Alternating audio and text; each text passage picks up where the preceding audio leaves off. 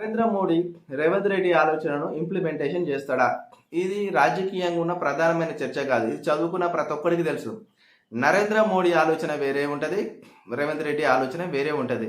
అంతేగాని ఈ బీసీలకు 42% మేము ఆ చట్టసభలో ఆమోదించినాము, దీన్ని మీరు ఖచ్చితంగా ఆమోదించండి, దీన్ని చట్టసభలో మేము ఇక్కడ ఆమోదించినాము, మీరు పార్లమెంట్లో ఆమోదించి 9th షెడ్యూల్లో చేర్చమంటే అది టైం టేకింగ్ ప్రాసెస్.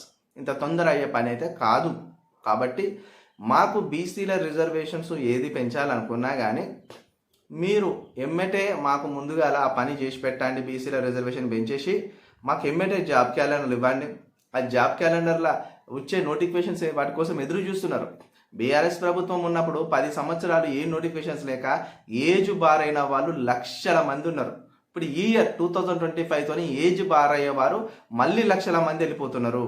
ఇంతమంది వేళలా ప్రతి ఇయర్ ఏజ్ బార్ అయిపోతుంది. ఏజ్ ఉన్నప్పుడే పాపం వాళ్ళకు నోటిఫికేషన్స్ ఇస్తే ఏదో ఒక నోటిఫికేషన్లో వాళ్ళకు ఉద్యోగం సంపాదించుకొని లైఫ్లో సెటిల్ అయిపోతారు కదా. ఇప్పుడు పాలకులకు యువకులు అన్నా నిరుద్యోగులు అన్నా వాళ్ళ ఓట్లే వాళ్ళకు అవసరం, వాళ్ళ పార్టీ జెండాలు మోయడమే వాళ్ళకు అవసరం. కానీ ఏ ఒక్క పాలకుడైనా కానీ ఏ నిరుద్యోగిని ఉద్ధరించింది లేదు, ఏ నిరుద్యోగునికి పట్టుమని ఓ ఉద్యోగము అవకాశం కల్పించింది లేదు. ఇది తరతరాలుగా నిరుద్యోగులను బీసీలను ఎట్లయితే ఓట్లుగా మలుచుకున్నారో నిరుద్యోగుల ఓట్లను కూడా ఈ కాంగ్రెస్ ప్రభుత్వము తీసేసుకొని పాలనలో గద్దెక్కి ఇప్పుడు గద్దెక్కిన తర్వాత ఇప్పుడు మళ్ళా అన్నిటిని కుంటి సాకుగా చూపిస్తూ నోటిఫికేషన్స్ ఇవ్వడంలో కాలయాపన చేస్తుందనేది ప్రధానమైన సత్యం. మళ్ళీ చెప్తున్నా నేను, గ్రూప్ 1 రిజల్ట్స్ త్వరలో ఇవ్వండి, గ్రూప్ 2 రిజల్ట్స్ త్వరలో ఇవ్వండి, గ్రూప్ 3 రిజల్ట్స్ త్వరలో ఇవ్వండి. ఎమ్మటే మళ్ళీ ఫ్రెష్ నోటిఫికేషన్స్ ఇవ్వండి. అందులో గ్రూప్ 1 రావాలి 500తోని, గ్రూప్ 2 రావాలి 1500తోని, గ్రూప్ 3 రావాలి 4500తోని, పీసీ రావాలి కానిస్టేబుల్ ఒక 10,000 పోస్టులతోని, ఎస్ఐ రావాలి ఒక 1000 నోటిఫికేషన్తోని, అదే విధంగా డిఎస్సి రావాలి ఒక 12,000 నోటిఫికేషన్తోని, అదే విధంగా బీట్ ఆఫీసర్స్ రావాలి కనీసంలో 5,000తోని. ఈ విధంగా వస్తేనే నిరుద్యోగులలో నిరుద్యోగిత తగ్గిపోతుంది. లేదు మేము అరకుర 2, 3, 4 ఉద్యోగాలు ఫట్టుమని 10 ఉద్యోగాలు ఇస్తామంటే ఎవడి ముక్కుల పెట్టినా ఎవరికి ఏం సరిపోని పరిస్థితి ఉన్నది తెలంగాణ రాష్ట్రంలో. ఎందుకంటే 33 జిల్లాలు ఉన్నాయి, ఇక్కడ 7 జోన్లు ఉన్నాయి, ఇక్కడ 2 మల్టీ జోన్లు ఉన్నాయి. ఇక్కడ జోన్ల వైజ్ చూసుకుంటే ఎవరికి కూడా 10 ఉద్యోగాలు వచ్చే పరిస్థితి కనిపిస్తలేదు. మనకు జిల్లా వైజ్గా చూస్తే 10 ఉద్యోగాలు వచ్చే పరిస్థితి కనిపిస్తలేదు. జోన్ వైజ్గా చూస్తే 3, 4 ఉద్యోగాలే కనిపిస్తున్నాయి. కాబట్టి రేవంత్ రెడ్డి అన్న దయచేసి నిరుద్యోగుల యొక్క ప్రధానమైన డిమాండ్ ఏంటంటే నువ్వు కల్పిస్తానన్న 2 లక్షల ఉద్యోగాలు ఈ 2025 సంవత్సరాలు చూపించు. నువ్వు తీసుకుపోయి మళ్ళీ నోటిఫికేషన్స్ అన్ని ఫ్రెష్ నోటిఫికేషన్స్ అన్ని మరి జూన్ మాసంలో ఇస్తే ఇక ఎన్ని సంవత్సరాలు ఉన్నదయ్యా నీ పాలన? ఇంకొక 3.5 సంవత్సరాలు. ఆల్రెడీ 15 నెలలు అయిపోయింది నీ పాలన, 15 నెలలు అయిపోయింది. ఇంకా 3.5 సంవత్సరాలు ఉన్నది. ఇప్పుడు ఈ సంవత్సరంలో 2 లక్షల ఉద్యోగాలు అన్నావు. ఈ 2 లక్షల ఉద్యోగాలలో ఇప్పుడు జూన్ 6 నెలలు గడిచిపోయినట్టేనా? ఇక 6 నెలల్లో నువ్వు ఇచ్చే నోటిఫికేషన్స్లో 2 లక్షల ఉద్యోగాలు ఏడ భర్తీ చేస్తావు? ఫట్టుమని 15,000 కూడా ఈ జూన్కి వెళ్ళి 2025 డిసెంబర్ వరకు అస్సలు కూడా నువ్వు 15,000 ఉద్యోగాలు భర్తీ చేయలేని పరిస్థితి ఏర్పడుతుంది. చూడండి, మీరు కాంగ్రెస్ పార్టీ అంటే ఆహా ఓహో అని అందరూ ఓట్లేసి గెలిపించినారు, కానీ కాంగ్రెస్ పార్టీ కూడా సేమ్. నేను చాలాసార్లు చెప్పిన, రేవంత్ రెడ్డి మన కేసీఆర్ లెక్కన రూపాంతరం చెందిండు. కేసీఆర్ తీసుకొచ్చి మళ్ళీ రేవంత్ రెడ్డి రూపంలో ఉన్నాడు తప్ప రేవంత్ రెడ్డి అన్న ఎక్కడ కూడా చూడండి, ఎవ్రీ నోటిఫికేషన్ మీరు చూడండి, ఎవ్రీ నోటిఫికేషన్లో అంటే బీఆర్ఎస్ ఇచ్చిన నోటిఫికేషన్ రిజల్ట్ ఇస్తాడు ఈయన అకౌంట్లో వేసుకోవడానికి, నిరుద్యోగులను చల్లబరచడానికి, నిరుద్యోగుల మైండ్ డైవర్ట్ చేయడానికి. ఏదైతే ఈయన ఇస్తాడో 2 లక్షల ఉద్యోగాలు అంటాడు కదా, ఆ 2 లక్షల ఉద్యోగాలను మైండ్ డైవర్ట్ చేయడానికి ఈ బీఆర్ఎస్ ప్రభుత్వం ఇచ్చిన ఏదైతే నోటిఫికేషన్స్ ఉంటాయో గ్రూప్ 4 లాంటివి, అదేవిధంగా మనకు ఏస్ ఉద్యోగాలు అంటే అసిస్టెంట్ ఇంజనీరింగ్ ఉద్యోగాలు లాంటివి, డిఎస్ ఉద్యోగాలు లాంటివి, వీటన్నిటి యొక్క నియామక పత్రాల వేదికను ఎల్బీ స్టేడియంలో పెట్టుకొని, ఎల్బీ గ్రౌండ్స్లో పెట్టుకొని ఇక నియామక పత్రాలు డైరెక్ట్ సీఎం చేతులకి వెళ్ళి పొందుతుంటే అభ్యర్థికి ఒక ఎంత ఎగ్జైటింగ్ ఉంటుంది లోపల. చూసేవాడికి, టీవీలో చూసేవాడికి, లైవ్లో న్యూస్లో చూసేవాడికి ఏమనిపిస్తుంది, అబ్బా కాంగ్రెస్ గ్రేట్, అబ్బా కాంగ్రెస్ వస్తే ఉద్యోగాలు మెండుగిస్తే. చూసినావా రేవంత్ రెడ్డి అన్న ఎంతమంది బిడ్డలకు, మన బిడ్డలకు నియామక పత్రాలు అందిస్తున్నాడు. కేసీఆర్ ఉన్నప్పుడు అట్లా అందించిండు. ఆ కేసీఆర్ వల్ల అయిందా? మీ అమ్మ 10 సంవత్సరాల పాలన పడికేసింది. ఇక్కడ 10 సంవత్సరాల పాలనలో కేవలం 1 సంవత్సరం లోపే ఇంతమంది బిడ్డలకు రేవంత్ రెడ్డి అన్న ఎంత గ్రేట్, అబ్బాబ్బా నియామక పత్రాలు ఇస్తాడని ఆయన గురించి గొప్పలుగా మాట్లాడుకోవడానికి ఒక సెంటిమెంట్ రగిలిస్తాడు రేవంత్ రెడ్డి అన్న. ఎవ్రీ ఇయర్ చూడండి ఎన్ని నోటిఫికేషన్ సంబంధించిన నియామక పత్రాలు ఇస్తాడు. ఈ రోజు చూడండి జేఎల్ జూనియర్ కాలేజ్ లెక్చరర్స్ సంబంధించిన నోటిఫికేషన్స్ కూడా 2 సంవత్సరాలు అవుతుంది ఆ నోటిఫికేషన్ వచ్చి.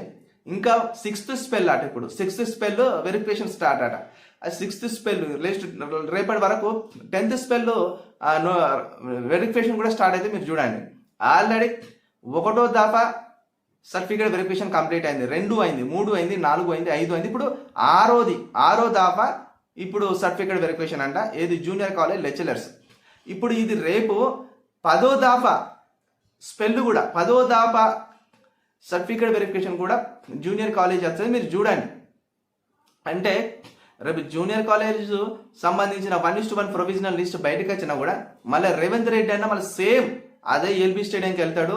అక్కడ మళ్ళీ నియామక పత్రాలు 1280 మళ్ళీ జూనియర్ కాలేజ్ లెక్చరర్స్కి ఇస్తాడు.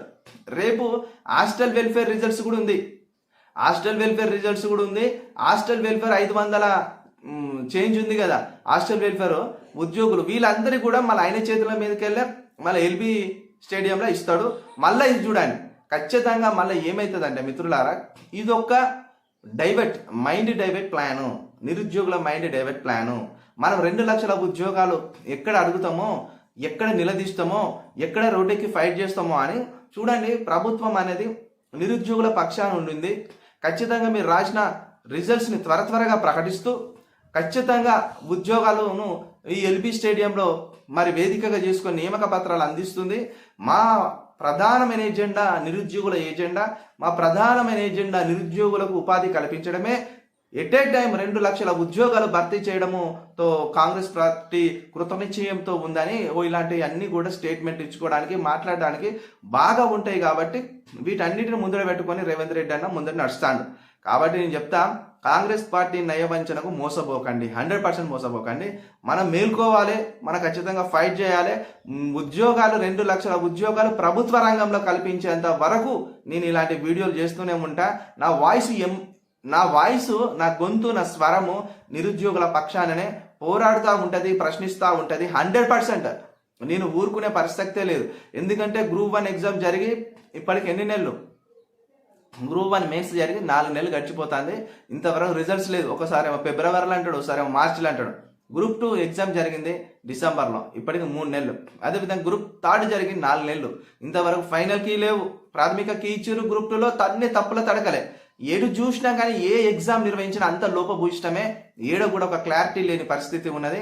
మళ్ళీ నేను చెప్తున్నా నా మిత్రులారా, జాబ్ క్యాలెండర్ బోగస్ క్యాలెండర్ అనేది బుట్ట దాఖలైపోతుంది. నాకు అర్థమైంది. ఎందుకంటే ఈయన జాబ్ క్యాలెండర్ ఉంటే ఎమ్మటే ప్రభుత్వానికి చిత్రశుద్ధి ఉంటే ఎమ్మటే ఇప్పుడు ఏప్రిల్లో ప్రకటించాలి.